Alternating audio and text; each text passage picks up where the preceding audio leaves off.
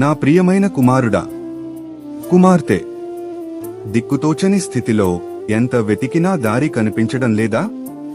అయితే ఒక్కసారి ఈ వాక్యమును మనస్సు పెట్టి వినుము. లూకా సువార్త 18:27. ఆయన మనుష్యులకు అసాధ్యములైనవి దేవునికి సాధ్యములని చెప్పెను.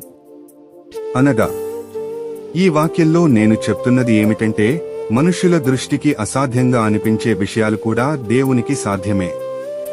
మన పరిమితులు ఆయనకు పరిమితులు కావు. మనము ఆశ లేదు అనుకునే సమయంలోనూ దేవుడు మార్గం చూపగలడు. ఇది విశ్వాసానికి మూలవాక్యం. ఈ వాక్యాన్ని మీ జీవితంలో ఒక బలమైన ఆశగా తీసుకోవాలి.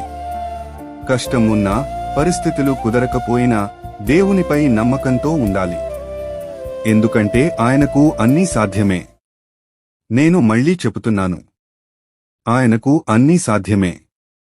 విశ్వాసంతో ప్రార్థించండి. తప్పక తండ్రి అయిన యెహోవా మీకు దారి చూపుతాడు.